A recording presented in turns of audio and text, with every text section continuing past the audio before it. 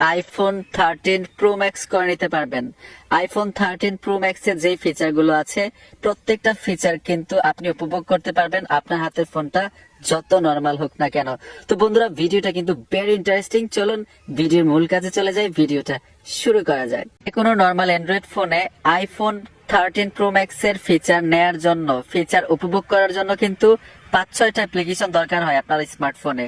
আমি শুধু একটা অ্যাপ্লিকেশন দিয়ে দেখাবো, এর জন্যই আজকের এই ভিডিওটা ইন্টারেস্টিং। তো ওই অ্যাপ্লিকেশনটা আপনার স্মার্টফোনে আপনি কিভাবে ইনস্টল করবেন তা আমি ভিডিওর শেষে দেখাবো। আগে সেটআপ করে দেখাচ্ছি কিভাবে সেটআপ করবেন। অ্যাপ্লিকেশনটাতে টাচ করে দেওয়ার সাথে সাথে ঠিক এরকম একটা ইন্টারফেসে নিয়ে আসবে। প্রথমে এখানে দেখুন অনেকগুলো ওয়ালপেপার দেখাচ্ছে। এখানে দেখুন অনেকগুলো ওয়ালপেপার, আইফোন 13 প্রো ম্যাক্স এর ওয়ালপেপার এখানে আপনারা পাবেন অটোমেটিক।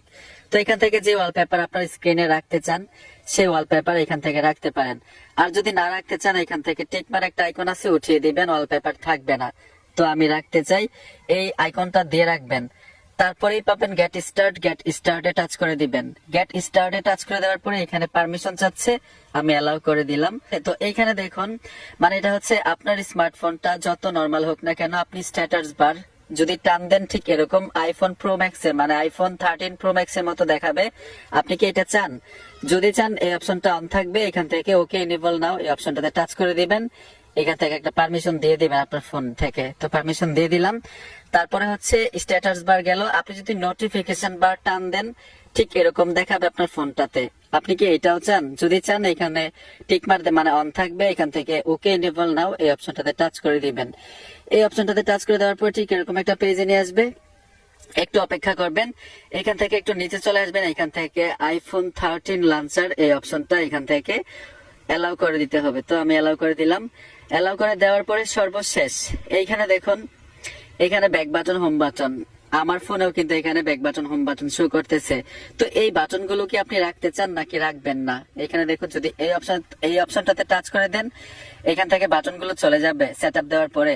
আর যদি আপনি এই অপশনটাতে টিকমার উঠিয়ে দেন আপনার এখানে আইকন গুলো থাকবে। তো আমি এই আইকন গুলো তুলে দিচ্ছি যেহেতু আইফোনে থাকে না, ঠিক না?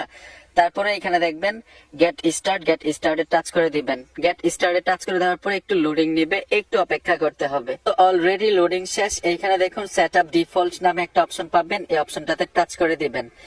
এই অপশনটাতে টাচ করে দেওয়ার পরে এখানে আবার পুনরায় টাচ করতে হবে। এইখানে দেখুন তীর আইকন আছে, এখানে কয়েকবার আপনারা টাচ করবেন। এখানে দেখুন আপনার স্ক্রিনটাতে আপনার হাতের আঙ্গুলটা দিয়ে কয়েকবার টাচ করবেন। অলরেডি কিন্তু সেট আপ হয়ে গেছে। এই যে দেখুন ফোনের আইকনটা কিন্তু চলে আসলো।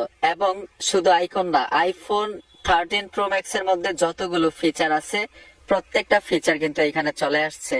আমি যদি এখান থেকে নোটিফিকেশন বার টান দিই, এই যে দেখুন নোটিফিকেশন বার এখানে শো করতেছে।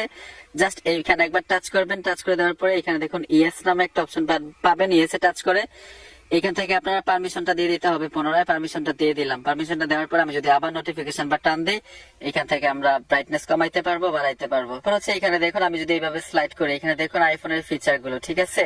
আইফোন 13 প্রো ম্যাক্স এর যত ফিচার আছে আপনি উপভোগ করতে পারবেন। তো এখন কথা হচ্ছে এই অ্যাপ্লিকেশনটা আপনার স্মার্টফোনে আপনি কিভাবে ইনস্টল করবেন। এই অ্যাপ্লিকেশনটা আপনার স্মার্টফোনে ইনস্টল করার জন্য সোজা চলে যেতে হবে আপনার স্মার্টফোনের গুগল প্লে স্টোরে। গুগল প্লে স্টোরে টাচ করে দেওয়ার সাথে সাথে ঠিক এরকম একটা ইন্টারফেসে নিয়ে আসবে। এখানে সার্চ বক্স পাবেন। সার্চ বক্সে লিখতে হবে আইফোন 13 লঞ্চার। লেখার সাথে সাথে এখানে দেখুন ফোন 13 লঞ্চার, এখানে দেখুন 50 প্লাস ডাউনলোড হয়েছে, ঠিক আছে?